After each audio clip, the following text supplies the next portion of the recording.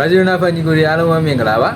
အသင်းမှာတရားဒီအငှားနဲ့လာရောက်ကစားခဲ့ဘူးတဲ့နောက်ခံလူကြောက်ကန်ဆယ်လိုကတော့ဒီနေ့မနက်မှာပဲကျွန်တော်တို့ဘာစီလိုနာအသင်းမှာအငှားပြန်လည်ကစားဖို့တဘောတိညီမှုရရှိခဲ့ပြီလို့သိရတယ်ဒါ2023-24ရာသီတုန်းကမန်စီးတီးအသင်းကနေကျွန်တော်တို့ဘာစီလိုနာအသင်းကိုတရားဒီအငှားနဲ့လာရောက်ကစားခဲ့ဘူးတဲ့ကြောက်ကန်ဆယ်လိုကသူရဲ့လက်ရှိဆော်ဒီကလပ်ဖြစ်တဲ့အဲဟာလာအသင်းနဲ့အဆင်ပြေမှုတွေဖြစ်ခဲ့တဲ့အတွက်ကြောင့်သူအနေနဲ့ဘာစီလိုနာအသင်းကိုပြောင်းရွှေ့ဖို့ကမ်းလှမ်းခဲ့ပြီးတော့ဘာစီလိုနာအသင်းအနေနဲ့ကလည်းဒီယာဒီကုံထီသူကိုငှားစာချုပ်နဲ့ခေါ်ယူလိုက်နိုင်ပြီ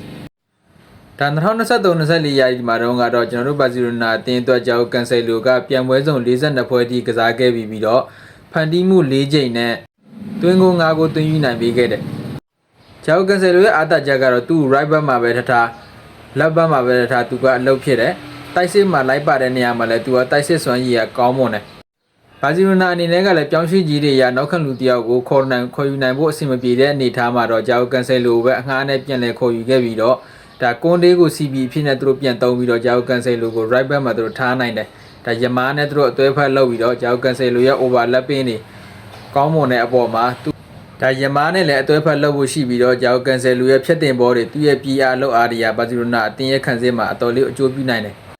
ဆိုတော့အငှားစာချုပ်အနေနဲ့ကတော့ဘာစီလိုနာအသင်းအနေနဲ့အဲဟာလီအသင်းထံကိုဂျာအိုကန်ဆယ်လိုရဲ့ကျန်တဲ့လာစာလောက်ခလာစာယူရို4တန်းပေးရဖို့ရှိပြီးတော့အသက်33နှစ်ရှိပြီဖြစ်တဲ့ပေါ်တူဂီနောက်ခံလူကိုတော့ဒီယာဒီကုံထိကျွန်တော်ဘာစီလိုနာအသင်းကခေါ်ယူဖို့ဆုံးဖြတ်လိုက်ပြီဖြစ်တယ်ဆိုတော့ဘာကာဖန်ကြီးကိုဒီဘယ်လိုမြင်ကြလဲဂျာအိုကန်ဆယ်လိုရဲ့ကစားပုံကိုကြိုက်ကြလားအသင်းမှာရောဘယ်လိုအကျိုးပြုနိုင်လဲဝင်ရောက်ဆွေးနွေးပြသွားကြပါဦးဆိုတော့ဂျာအိုကန်ဆယ်လိုကဒီ2023-24ရာသီကုံလေးကဘာစီလိုနာအသင်းအနေနဲ့ကအပြီးသက်ဝယ်ယူခြင်းခဲ့တာဒါပေမဲ့အတင်းရဲ့ဘတ်ဂျက်အရာရောအတင်းရဲ့ကစားသမားတွေရဲ့လာစာအရာရောဂျာအိုကန်ဆယ်လိုကိုလက်လွတ်လိုက်ရတယ်ဒီချိန်မှာတော့သူတို့အနေနဲ့အငှားအနေနဲ့ပြန်လည်ခေါ်ယူခဲ့ပြီးတော့ဒါယာဒီကုံမှာတော့အတင်းနဲ့အဆင်ပြေမဲ့နီးပြဟန်စီဖီလေးကြိုက်တယ်ဆိုရင်တော့သူတို့အပြီးသက်ဝယ်ယူဖို့လည်းတာဂက်ထားရတယ်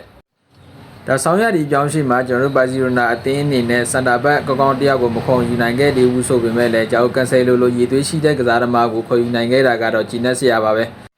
ဆိုတော့ဒီရက်ပိုင်းထဲမှာပဲဂျာအိုကန်ဆယ်လိုအနေနဲ့ဘာစီလိုနာကိုလာရောက်ပြီးတော့အသင်းနဲ့အတူစာချုပ်ချုပ်လက်မှတ်ထိုးရေးထိုးဖို့ရှိပါတယ်ဘာစီလိုနာတင်းတွေကိုအမြဲတင်ဆက်ပေးနေတဲ့ကျွန်တော်ရဲ့ Facebook page နဲ့ YouTube channel ကိုလည်း like and subscribe လုပ်ထားနိုင်ပါတယ်အားလုံးကျေးဇူးတင်ပါတယ်